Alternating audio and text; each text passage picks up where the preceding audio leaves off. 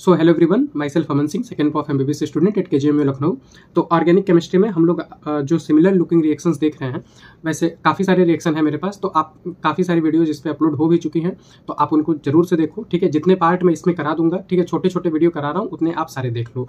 ठीक है, क्योंकि ये जो मतलब कि एक जैसे दिखने वाले रिएक्शन है ना, इनके रिएजेंट प्रोडक्ट या फिर रिएक्टेंट हल्का फुल्का इधर उधर वेरी करता है। ठीक है, बहुत थोड़ा बहुत डिफरेंट होता है। तो हमें क्या लगता है कि हम उस रिएजेंट का इसमें का उसमें सोच के सिली मिस्टेक करते हैं। ठीक है, याद आता है कि अरे यार ये ZnCl2 HCl था, ये एनहाइड्रस AlCl3 के साथ था। ठीक है, तो इस टाइप के जो रिएक्शंस हैं जिसमें कि हमें मिस्टेक होती है, उनको मैं यहाँ पे करा रहा हूँ। ठीक है, इस तरीके से मुझे किसी ने नहीं कराया था रिएक्शन को समराइज, ये मैंने खुद से किया हुआ है। उसी का नतीजा है कि आप लोगों को ये रिएक्शन मिल जा रही है ना। तो इसका PDF आपको मिल जाएगा टेलीग्राम पे, आप वहाँ से इसको डाउनलोड कर लेना। और फिर ये जो रिएक्शन है मेरे पास, इनको आप पहले एक बार देखना, अपने से प्रोडक्ट बनाने की कोशिश करना, है ना। फिर उसके बाद जो है इसको आप ट्राई करना, मतलब एक बार ट्राई करना, फिर उसके बाद आप इसका आंसर देखना। ठीक है, एकदम हल्का फुल्का वेरिएशन रहेगा आपके रिएजेंट में या फिर रिएक्टेंट में, है ना। बेंजीन का उसी रिएजेंट के साथ, फेनॉल का उसी रिएजेंट के साथ, ठीक है, एनिसोल का उसी रिएजेंट के साथ, एनिलीन का उसी रिएजेंट के साथ। तो ऐसे ऐसे काफ़ी सारे रिएक्शन हैं। पहले दूसरे तीसरे जो भी जितने भी वीडियोस में अपलोड हो चुके हैं, ऑर्गेनिक सीरीज वाली प्लेलिस्ट खोलना, आप उसमें देखना जितने भी वीडियोस अपलोड हो चुके हैं, उसको आप एक बार से जरूर चेकआउट करो और ये भी देखो। ठीक है, और जितने इसमें वीडियो अपलोड करूंगा वो सारे देख लेना, क्योंकि ये मतलब कि ये मेरी मेहनत का मतलब काफ़ी मेहनत से मैंने बनाया था, किसी ने कराया नहीं था, मैंने खुद कलेक्ट किया था। तो काफ़ी मेहनत किया है मैंने इस पर। तो आप इसको जरूर से सारे वीडियोस देखो और यहाँ से आपके ज़्यादातर रिएक्शन कवर हो जाएंगे। वैसे तो ऑर्गेनिक के ज़्यादातर रिएक्शन मैं कवर करा चुका हूँ अपने तरीके से, है ना। बुक या फिर किसी लेक्चर वाले तरीके से नहीं, अपने तरीके से, जहाँ पे मैंने एक जगह पे सारे ऑक्सीडेशन को कवर कर दिया, सारे रिडक्शन को कवर कर दिया, है ना, सारे हाइड्रोलिसिस को कवर कर दिया। अब इतना कर दिया तो आपके alcohol, phenol, ether, aldehyde, ketone, carboxylic acid, ये सारे चैप्टर कवर हो गए। फिर उसके बाद सब्स्टिट्यूशन, एलिमिनेशन बता दिया पूरा, और उनको कैसे डिफ्रेंशिएट करें वो सब बता दिया। ठीक, और फिर उसके बाद ये सारे रिएक्शन करा रहा हूँ, तो काफ़ी ढेर सारे रिएक्शन आपके कवर हो जाएंगे। उसके अलावा आप इनऑर्गेनिक में भी देख सकते हो, फिजिकल केमिस्ट्री में भी जो NCERT के लाइन्स, असर्शन, रीजन और statement based question physical chemistry में बनते हैं, क्योंकि हम लोग न्यूमेरिकल पे ज़्यादा ध्यान देते हैं। तो वो सारी चीज़ें जो करा रहा हूँ आप उससे भी देख सकते हो। तो आज का वीडियो यहाँ से शुरू करते हैं।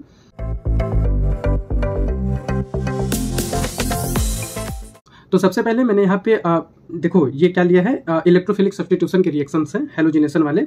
इसमें क्या है, जैसे कि पहले बेंजीन पे मैंने ब्रोमीन वाटर ऐड किया है, फिर बेंजीन पे मैंने ब्रोमीन के साथ ब्रोमीन को FeBr3 के साथ ऐड किया है। फिर उसके बाद मैंने फेनॉल लिया है, फिर वही रिएजेंट लिया है, ब्रोमीन वाटर और bromine in the presence of non polar solvents like carbon disulphide and CCl3। उसके बाद मैंने क्या लिया है, उसके बाद मैंने एनिसोल लिया है, उस पर मैंने ब्रोमीन वाटर वही ऐड किया है, ब्रोमीन वाटर, फिर ब्रोमीन को इन द प्रेजेंस ऑफ CH3COOH यानी कि इथेनोइक एसिड। फिर मैंने एनिलीन लिया है, एनिलीन पे मैंने ब्रोमीन वाटर ऐड किया है। फिर पूछा है कि मोनो सब्स्टिट्यूटेड प्रोडक्ट, मतलब कि अभी आपको पता चलेगा कि मोनो सब्स्टिट्यूशन कैसे कराएंगे। तो रिएक्शंस को ऐसे ही प्रोसीड करते हैं हम लोग यहाँ से। तो देखो सबसे पहले मैं बता दूं कि बेंजीन जो है, बेंजीन आपका मतलब कि काफ़ी खुश बंदा है। ठीक है, उसके इलेक्ट्रॉन रेजोनेंस में है, ठीक है, काफ़ी स्टेबल मॉलिक्यूल है, तो वो जल्दी किसी से रिएक्ट करना नहीं चाहता, करता नहीं है। और फिनॉल वगैरह के केस में क्या है कि चलो अभी आगे समझाता हूँ। देखो अब जैसे कि बेंजीन है, बेंजीन पे आप यदि ब्रोमीन वाटर का एडिशन कराते हो तो इस पर कोई भी एडिशन नहीं होता है। ऐसा नहीं होगा कि बेंजीन के ऊपर ब्रोमीन लग जाए, ठीक है। लेकिन बेंजीन पे आप यदि ब्रोमीन को किसी हेलोजन कैरियर के साथ ऐड करते हो, FeBr3 के साथ, ठीक है, तो ये हेलोजन कैरियर क्या करेगा कि ब्रोमीन को ले जाएगा और इलेक्ट्रोफिलिक सब्स्टिट्यूशन करा देगा बेंजीन पे, और आपको प्रोडक्ट मिल जाएगा बेंजीन के ऊपर ब्रोमीन। ठीक है। अब ये इलेक्ट्रोफिलिक सब्स्टिट्यूशन यदि आपको समझना है तो आप बताओ, इलेक्ट्रोफिलिक सब्स्टिट्यूशन पे मैं मतलब कि पूरा अच्छे से जितने भी आपके ऑर्गेनिक में इलेक्ट्रोफिलिक सब्स्टिट्यूशन रिएक्शंस हैं उस पर एक वीडियो बना दूंगा। ठीक है, ठीक, समझा दूंगा। जैसे देखो न्यूक्लियोफिलिक सब्स्टिट्यूशन रिएक्शन NSR कहाँ होता है आपके सिलेबस में, आपको दुनिया भर का नहीं जानना, आपको इतना जानना है कि एल्काइल हैलाइड पे न्यूक्लियोफिलिक सब्स्टिट्यूशन रिएक्शन होता है। एडिशन रिएक्शन कहाँ होता है, तो एडिशन रिएक्शन अनसैचुरेटेड बॉन्ड्स पे होता है, जैसे कि डबल बॉन्ड हो गया, ठीक है, उस पर एडिशन रिएक्शन होगा। ये सब चीज़ें स्टेटमेंट में पूछी जाती है कि न्यूक्लियोफिलिक सब्स्टिट्यूशन रिएक्शन कहाँ होगा, एल्काइल हैलाइड पे क्या कौन सा रिएक्शन होगा। ठीक, उसके बाद आपके जो एल्डिहाइड्स हैं, आपके जो एल्डिहाइड कीटो वाला ग्रुप है, एल्डिहाइड है, कीटोन है, उस पर कौन सा रिएक्शन होता है, उस पर न्यूक्लियोफिलिक एडिशन रिएक्शन होता है। क्योंकि आपका जो एल्डिहाइड है या कीटो ग्रुप है, इस पर RR लगा दिया तो कीटोन, RH लगा दिया तो एल्डिहाइड। ठीक है, तो ये वाला जो आपका मॉलिक्यूल है कीटो ग्रुप, इस पे क्या होगा, यहाँ पे डेल्टा पॉजिटिव होगा, तो इस पे क्या, इस पे न्यूक्लियोफिलिक अटैक करेगा, न्यूक्लियोफाइल अटैक करेगा, तो इस पे क्या होता है, न्यूक्लियोफिलिक एडिशन रिएक्शन। ठीक, ये सब ये देखो। अच्छा देखो, मुझे जितनी चीजें याद आएंगी रिएक्शन के सराउंडिंग में वो सारी चीज़ें आपको छोटी छोटी बातें मैं आपको बता दूंगा। ठीक, तो ऐसा नहीं है कि यहाँ पे सिर्फ आपके मैं जो मतलब यहाँ पे बताने आया हूँ सिमिलर लुकिंग रिएक्शन सिर्फ वही बताऊंगा। आप पहले वाले वीडियो में भी देखोगे तो जहाँ पे रिएक्शन के सराउंडिंग में जितनी बातें जितनी चीज़ें चर्चा की जानी चाहिए वो सारे वहाँ पे की गई हैं। यहाँ पे देखो, अच्छा ये जो कीटो ग्रुप है इस पर आपका क्या होता है, न्यूक्लियोफिलिक एडिशन रिएक्शन। आपका जो एल्काइल हैलाइड है, अब यहीं पे मैं बता दूं RCH2Cl X लिख लो। इसमें क्या होता है, एल्काइल हैलाइड पे हम लोगों के सिलेबस में हम लोग को पढ़ना है न्यूक्लियोफिलिक सब्स्टिट्यूशन रिएक्शन। ये सब मैं टाइप ऑफ रिएक्शन भी आपको अच्छे से बता दूंगा, यदि आपको जानना है तो बताना, मैं बता दूंगा। ठीक, यहाँ पे क्या होगा, सब्स्टिट्यूशन होगा। आप इस पे यदि OH माइनस से अटैक कराते हो तो ये जाएगा, इस पे ऐड होगा और इधर से X निकल जाएगा, RCH2OH बन जाएगा। इसका पूरा मैकेनिज्म आपको कार्बोकेटाइन की स्टेबिलिटी, मार्कऑफ रूल वहां से आप डिस्कस करते हो। ठीक, nucleophilic addition, nucleophilic substitution. Benzene क्या है, बेंजीन अपने में काफी खुश बंदा है। ठीक है, इस पे आप न्यूक्लियोफाइल ऐड नहीं कर सकते, कॉन्सेप्ट है यहाँ पे। देखो यहाँ पे क्या है कि इसके पास क्या ये इलेक्ट्रॉन का काफी डिलोकलाइजेशन है ना। बेंजीन पे काफी इलेक्ट्रॉन का डिलोकलाइजेशन है। बेंजीन एक प्लेनर मॉलिक्यूल है ना। बेंजीन एक प्लेनर मॉलिक्यूल है, मतलब आप इसको एक प्लेनर मॉलिक्यूल मानो। इसके ऊपर इलेक्ट्रॉन का क्लाउड है, इसके नीचे इलेक्ट्रॉन का क्लाउड है। ठीक, तो इसका स्ट्रक्चर हम लोग कैसे बनाते हैं, जैसे मान लो ये आपका बेंजीन हो गया एक प्लेन में, ठीक है, ऐसे होगा, ये आपका बेंजीन हो गया। तो इसके ऊपर इलेक्ट्रॉन का क्लाउड है, इसके नीचे भी इलेक्ट्रॉन का क्लाउड है। इस इलेक्ट्रॉन के क्लाउड पे आप न्यूक्लियोफिलिक एडिशन रिएक्शन नहीं करा सकते हो।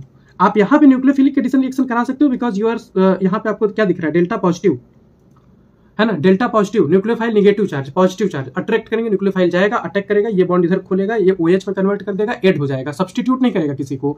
यहाँ पे क्या है, तो यहाँ पे क्या होगा कि बेंजीन के पास अच्छा खासा इलेक्ट्रॉन का क्लाउड है, तो इस पे न्यूक्लियोफाइल आप लाके ऐड नहीं कर सकते हो, क्योंकि electron negative charge, nucleophile negative charge repel कर देगा। आप इस पे इलेक्ट्रोफिलिक सब्स्टिट्यूशन रिएक्शन कर सकते हो, है ना। जैसे आप क्लोरीन Cl+ ये लेके आ जाओ, ठीक है, जैसे कि यहाँ पे है, यहाँ पे हाइड्रोजन करियर ब्रोमीन को किस फॉर्मेट में लेके जाएगा, Br+ के फॉर्मेट में लेके जाएगा। ये यहाँ पे हाइड्रोजन है, ये क्लोरीन इस हाइड्रोजन को सब्स्टिट्यूट कर देगा और बेंजीन पे खुद जाके लग जाएगा। ये इलेक्ट्रोफिलिक सब्स्टिट्यूशन रिएक्शन है। इसके बाद आप एडिशन रिएक्शन कहाँ पे कर सकते हो, आपके पास डबल बॉन्ड होना चाहिए, है ना। इस पे आप ये डबल बॉन्ड पे आप एडिशन रिएक्शन कर सकते हो। इस पे डिटेल में चर्चा हो सकती है ना। बेंजीन पे जैसे मैं बताऊं, बेंजीन पे एडिशन रिएक्शन नहीं होता है। बेंजीन के डबल बॉन्ड अपने डिलोकलाइज्ड हैं, रेजोनेंस में है, खुश हैं। इनके ऊपर एडिशन रिएक्शन, इनके डबल बॉन्ड पे एडिशन रिएक्शन नहीं कर सकते हैं। लेकिन एक केस है जो आपको पहले या दूसरे वीडियो में मैंने बताई है, एक केस है जहां पे क्लोरीन का एडिशन हम लोग बेंजीन के सारे डबल बॉन्ड पे कर देते हैं, ठीक है, और इससे गैमेक्सिन बनाते हैं। इस पे चर्चा हुआ है, इस केस में हो जाता है। तो इस पे आपका टाइप ऑफ जो रिएक्शन है, जैसे आपका टाइप ऑफ रिएक्शन है nucleophilic addition, nucleophilic substitution, electrophilic substitution, addition reaction, benzene के ऊपर एडिशन रिएक्शन, इस पे अच्छे से चर्चा हो सकती है एक वीडियो में। तो आपको यदि चाहिए तो आप बताना, टाइप ऑफ रिएक्शन पे मैं चर्चा कर दूंगा। जैसे अभी तो मैं इनऑर्गेनिक में all disproportionation reaction of inorganic, organic, पूरी एनसीईआरटी में आपको जितने डिस्प्रोपोर्शनेशन रिएक्शन जानने चाहिए वो पूरा कवर करने वाला हूँ एक वीडियो में, है ना। तो यहाँ पे मैं देखूँ तो बेंजीन के ऊपर हैलोजन कैरियर को यदि यूज करेंगे तो बेंजीन के ऊपर ब्रोमीन लग गया।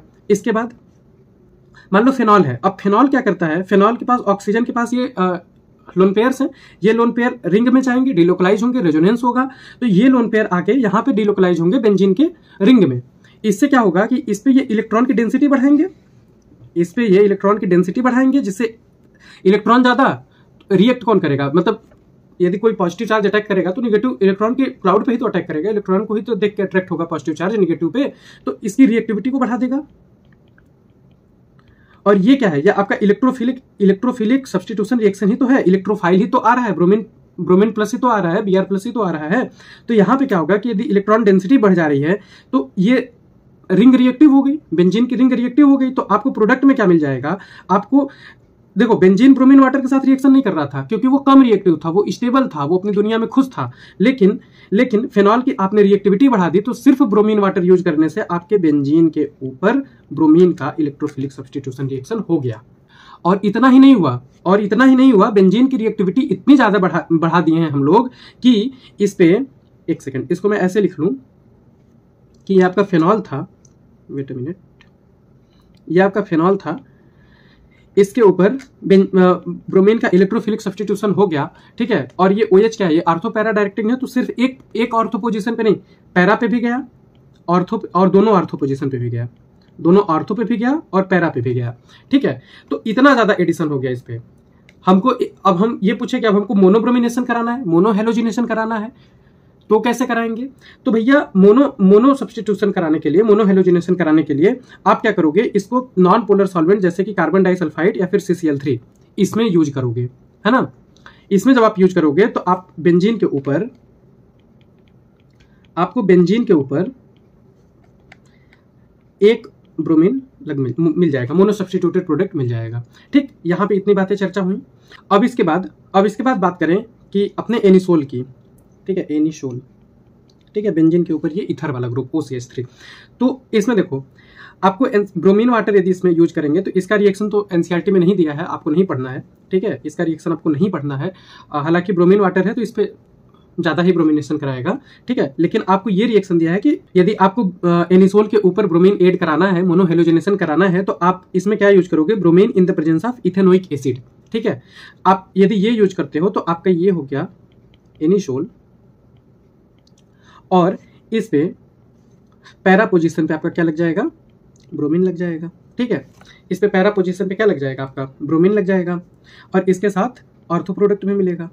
ठीक है, देखो यहाँ पे क्या है कि ये जो आपका एनिसोल है ये आपका क्या है, आर्थो पैरा डायरेक्टर है, तो आर्थो देगा, आर्थो थोड़ा कम देगा क्योंकि वो स्टेरिक हिंड्रेंस से थोड़ा कम स्टेबल होता है, पैरा पे दूर दूर रहते हैं तो ज्यादा स्टेबल रहते हैं, तो पैरा प्रोडक्ट ज्यादा मिलेगा, पैरा प्लस आर्थो, तो आर्थो पैरा दोनों प्रोडक्ट मिलेंगे और मोनोब्रोमिनेशन होगा। ठीक है, यदि अब यहाँ पे यदि मैं थोड़ा सा आपको इसके सराउंडिंग में चीजें बताऊं तो जैसे देखो, आपको जब एल्डिहाइड दिखे, कीटोन दिखे, कार्बोक्सिलिक एसिड दिखे, ये लोग क्या है, ये लोग मेटा डायरेक्टर है, मेटा डायरेक्टर है। ठीक, और ये आपका ये क्या हो गया, हेलोजिनेशन जब आप करा रहे हो, हेलोजन हो गया, ठीक है, ये एनिसोल हो गया, ये सब क्या है, ये सब क्या है, ये सब ऑर्थो पैरा डायरेक्टर है, ऑर्थो पैरा डायरेक्टर है। ठीक है, इस पे भी एक अच्छा खासा डिस्कशन किया जा सकता है ऑर्थो पैरा और मेटा डायरेक्टर पे, है ना। इसके बाद बात करें, इसके बाद वही अपने रिएक्शन की बात करें कि aniline in the presence of bromine water, aniline का, ठीक है, अब यहां से डिस्कस करते हैं कि एनिलीन पे यदि आप ब्रोमीन वाटर यूज करते हो, एनिलीन पे यदि आप ब्रोमीन वाटर यूज करते हो तो यहाँ पे भी देखो क्या हो रहा है, यहाँ पे भी इसके पास लोन पेयर है, देखो ये भी क्या कर रहा था, ये भी रिंग को एक्टिवेट कर रहा था, इसके पास भी लोन पेयर है, ये भी रिंग में अपना इलेक्ट्रॉन भेज के रिंग को क्या कर रहा है, एक्टिवेट कर रहा है। तो एनिलीन पे यदि आप ब्रोमीन वाटर यूज करते हो तो क्या होता है, यहाँ पे देखो, यहाँ पे एनिलीन भी अब रिंग को ज्यादा एक्टिवेट कर रहा है, तो एक्टिव रिंग हो जाएगा, ज्यादा एक्टिव रिंग हो जाएगा, तो आपको बेंजीन के ऊपर, मतलब एनिलीन के ऊपर NH2 आपको ढेर सारे ब्रोमीन मिल जाएंगे। ठीक है, आपको बेंजीन के ऊपर ढेर सारे ब्रोमीन मिल जाएंगे। देखो मैं समझाना क्या चाह रहा था कि देखो बेंजीन रिएक्टिव नहीं है तो इस पे ब्रोमीन वाटर का एडिशन ही नहीं हुआ, ठीक है, ब्रोमीन वाटर से रिएक्शन ही नहीं हुआ, और ब्रोमीन का मतलब इलेक्ट्रोफिलिक सब्स्टिट्यूशन नहीं हुआ, और इसके लिए हेलोजन करियर लगा, इसके लिए हेलोजन करियर लगा। अब आप फेनॉल में देखो तो ब्रोमीन वाटर से इतनी रिएक्टिविटी को बढ़ा दिया कि हेलोजन करियर भी नहीं चाहिए, और मोनो सब्स्टिट्यूशन से भी ज्यादा सब्स्टिट्यूशन हो जा रहा है, सारे पोजीशन, जितने पोजीशन है सारे एक्टिव हैं, वहां पे लग जा रहा है। ठीक है, एनिसोल में भी आपको ये पढ़ना, इथेनोइक एसिड के साथ यूज करते हैं।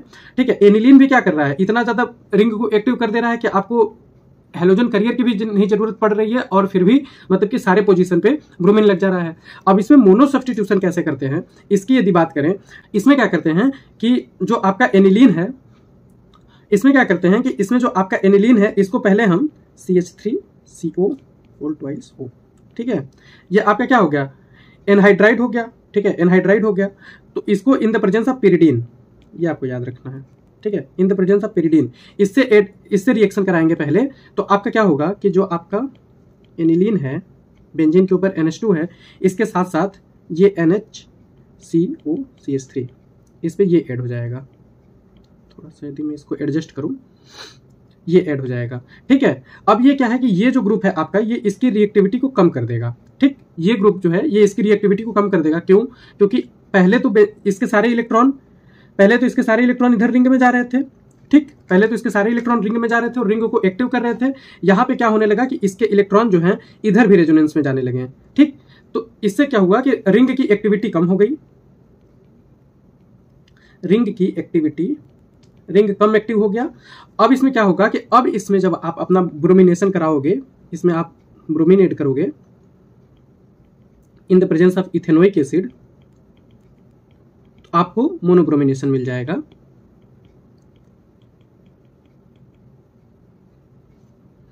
यहाँ पे आपका पैरा पोजीशन पे ब्रोमीन लग जाएगा। अब इसके बाद ये वाला जो ग्रुप है इसको हटाने का सबसे आसान तरीका है, आप इसमें वाटर डाल दो, आप इसमें वाटर डाल दो, आपका ऊपर वापस से NH2 हो जाएगा और नीचे Br तो आपने लगा ही लिया है।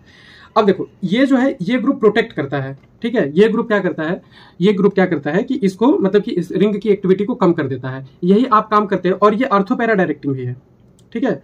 वैसे तो ये एनिलीन आपका मेटा डायरेक्टिंग है, लेकिन ये क्या है कि ये ऑर्थो पैरा डायरेक्टिंग है। इसीलिए जब एनिलीन का रिएक्शन कराते हो जिसमें कि मेटा प्रोडक्ट आपको 47% मिल जाता था, उसमें भी आप पहले ये बनाओगे फिर ऑर्थो पैरा प्रोडक्ट पाओगे। हाँ, उसके बाद इसको वाटर से रिएक्शन करा के वापस से इसको आप NH2 में कन्वर्ट कर दोगे। तो ये वाला रिएक्शन भी आपको आगे मिलेगा अभी पढ़ने के लिए। इसके बाद हम अपने नेक्स्ट रिएक्शंस पे चलें। तो जैसे कि यहाँ पे मैंने लिया है ये बेंजीन के ऊपर क्लोरीन है, ठीक है, chlorobenzene in the presence of, इसमें मैंने कौन कौन से रिएक्शन लिए, तो chlorine in the presence of FeCl3, मतलब कि भाई आपका electrophilic substitution reaction with the presence of halogen carrier, ठीक है। कंसंट्रेटेड H2SO4 SO3 जिसको आप ओलियम भी लिखते हो, ठीक है। आप इसको H2S2O8 भी लिखते हो, H2S2O7, ठीक है, 4 3 7, ठीक है, H2S2O7 ओलियम क्या होता है देख लेना एक बार, ठीक है। आप इसको सिर्फ H2SO4 मतलब कि कंसंट्रेटेड ओलियम के साथ करा लो, या फिर HNO3 के साथ करा लो in the presence of acid, या फिर एनहाइड्रस AlCl3। ये एक तरीके का मैंने क्लोरोबेंजीन पे सारे एग्जाम्पल लिए हैं आपके इलेक्ट्रोफिलिक सब्स्टिट्यूशन रिएक्शन के। तो जैसे यहाँ पे देखो, अच्छा यहाँ से एक चीज मैं आपको जैसे बताऊं कि अभी मैंने आपको बताया कि जो आपके एल्काइल हैलाइड होते हैं, कहाँ गए ये जो आपके एल्काइल हैलाइड है ये क्या देते हैं, न्यूक्लियोफिलिक सब्स्टिट्यूशन रिएक्शन। बताया ना, ये न्यूक्लियोफाइल आएगा उसको सब्स्टिट्यूट कर देगा, अपने वहां पे जाके लग जाएगा। तो जैसे कि देखो, जैसे कि जो एराइल हैलाइड होते हैं, एराइल हैलाइड जो होते हैं ये कभी न्यूक्लियोफिलिक सब्स्टिट्यूशन रिएक्शन नहीं देते हैं।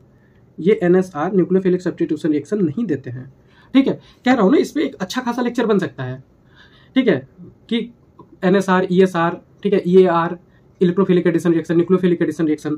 तो ये क्या है कि aryl halide nucleophilic substitution reaction ये कभी नहीं देते हैं। ये देते क्या है, ये इलेक्ट्रोफिलिक सब्स्टिट्यूशन रिएक्शन देते हैं, ठीक। जैसे कि आप इतनी देर से देखते हुए आ रहे हो क्या कि यहाँ पे नहीं, आपको अभी नहीं दिखा, ये फेनॉल दिखा, बेंजीन दिखा, बेंजीन के ऊपर OH दिखा, बेंजीन के ऊपर OCH3 दिखा, बेंजीन के ऊपर NH2 दिखा। अब यहाँ पे जब आपको बेंजीन के ऊपर Cl दिखा, तो यहाँ पे आपको एक चीज मैंने चर्चा कर दी कि जो आपके एराइल हैलाइड है वो NSR नहीं देंगे, वो आपके इलेक्ट्रोफिलिक सब्स्टिट्यूशन रिएक्शन नहीं देंगे। इसके 4 पॉइंट NCERT ने लिखे हैं कि ये क्यों नहीं देते हैं, ये न्यूक्लियोफाइल इनको सब्स्टिट्यूट क्यों नहीं कर पाता है। तो उसने यहाँ पे 4 पॉइंट ये सब बताए हैं कि इसका हाइब्रिडाइजेशन, पहली बात तो यहाँ का जो कार्बन है इसका हाइब्रिडाइजेशन कितना हो जाएगा, 1 2 3 4, 1 2 3 sp2 हो जाएगा हाइब्रिडाइजेशन। फिर उसके बाद डबल बॉन्ड कैरेक्टर भी है, क्योंकि इसके पास इसका लोन पेयर जाएगा रिंग में, है ना, इसका लोन पेयर रिंग में जाएगा, तो डबल बॉन्ड यहाँ पे कैरेक्टर है, जिसकी वजह से बॉन्ड लेंथ भी छोटी है, और 4 रीजन दिए हुए हैं। तो ये सब जब यदि मैं डिस्कस करूंगा कि सब्स्टिट्यूशन रिएक्शंस वगैरह, तो वहां पे ये सब चीजें बताऊंगा। तो ये इलेक्ट्रोफिलिक सब्स्टिट्यूशन रिएक्शन देंगे, है ना। तो ये क्या करेंगे कि यहाँ पे जैसे मान लो मैंने क्लोरीन जब इसमें ऐड करूंगा, तो ये रिप्लेस थोड़ी करेगा, क्योंकि न्यूक्लियोफिलिक सब्स्टिट्यूशन नहीं हो रहा है। ये इलेक्ट्रोफिलिक सब्स्टिट्यूशन में किसको रिप्लेस करेगा भैया, हाइड्रोजन को रिप्लेस करेगा।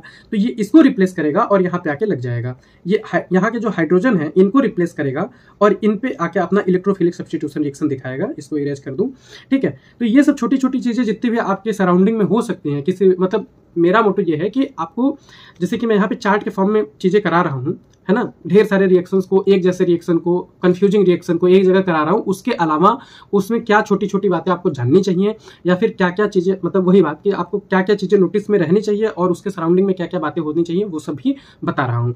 तो यहाँ पे जैसे कि chlorine in the presence of halogen carrier आप यदि लोगे, तो अब ये क्या है, ये ऑर्थो पैरा डायरेक्टिंग है, ठीक है, ये ऑर्थो पैरा डायरेक्टिंग है। तो बेंजीन के ऊपर क्लोरीन लगा है, तो ये क्या करेगा, ये इसके ऑर्थो पैरा में से, मतलब पैरा पे और ऑर्थो पे क्लोरीन ऐड कर देगा प्लस ऑर्थो प्रोडक्ट, ठीक है। तो ऑर्थो पैरा प्रोडक्ट आपको मिल जाएंगे, ठीक। अब इसके बाद यदि आप ओलियम यूज करते हो, H2SO4.SO3 या फिर H2S2O7 लिख लो, 4 3 7, हाँ, यदि ये यूज करते हो तो बेंजीन के ऊपर क्या लग जाएगा, आप नहीं, आपके भाई क्लोरोबेंजीन के ऊपर क्या लग जाएगा, इस पे आपका लग जाएगा क्या, ऑर्थो पैरा डायरेक्टिंग है, तो अपने ऑर्थो पे या पैरा पे ही भेजेगा, क्या भेजेगा, SO3H, इसके साथ पैरा प्रोडक्ट, है ना। इसके बाद HNO3 यूज करते हो तो आपको क्या मिल जाएगा, HNO3 यूज करते हो तो आपका यही क्लोरोबेंजीन है, इस पे इलेक्ट्रोफिलिक सब्स्टिट्यूशन रिएक्शन होगा और आपको क्या मिल जाएगा, इस पे आपको HNO3 से NO2 ऐड हो जाएगा, ठीक, प्लस पैरा प्रोडक्ट, है ना। उसके बाद आप एनहाइड्रस AlCl3, तो आप इसमें ये वाला ग्रुप जाता है कार्बोकेटाइन के फॉर्म में, तो आपके रिंग पे मतलब क्लोरोबेंजीन पे आपको क्या ऐड हो जाएगा, क्लोरोबेंजीन पे आपका क्या ऐड हो जाएगा, C double bond O CH3 plus CH3 plus para product.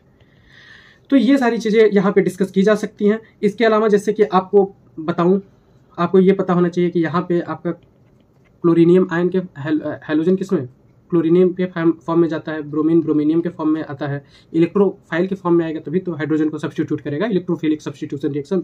इसके बाद यदि हम लोग नाइट्रेशन में देखें तो नाइट्रेशन में आपका हैलोजन मतलब कि इलेक्ट्रोफाइल किसके फॉर्मेट में आता है, तो NO2 प्लस के फॉर्मेट में आता है। और इसमें क्या बताऊँ, जैसे कि ये फ्रीडल क्राफ्ट एल्काइलेशन और एसाइलेशन दोनों होता है ना, तो ये आपका एसाइलेशन है, ठीक है। एल्काइलेशन में क्या होता है, एल्काइलेशन में क्या होता है, एक सेकेंड, कि यदि आप CH3Cl ले रहे हो इन the presence of anhydrous AlCl3। अब देखो ये साइड की बातें थोड़ी थोड़ी, तो इसको भी बता देता हूँ। एल्काइलेशन में, फ्रीडल क्राफ्ट एल्काइलेशन में क्या होता है कि आपका बेंजीन के ऊपर क्या वही लग जाएगा, मान लो क्लोरोबेंजीन है तो क्लोरोबेंजीन के ऊपर क्या लग जाएगा, CH3 लग जाएगा प्लस इसका पैरा प्रोडक्ट बन जाएगा। अब जब ये CH3 लगेगा तो ये किसके फॉर्मेट में आएगा, तो ये कार्बोकेटायन के फॉर्मेट में आएगा, ठीक है।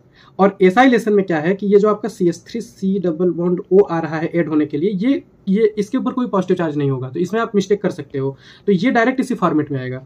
यहाँ पे कहीं पे पॉजिटिव चार्ज, कहीं पे पॉजिटिव चार्ज नहीं होगा, ठीक है। इनको हटाओ, पॉजिटिव चार्ज को हटाओ।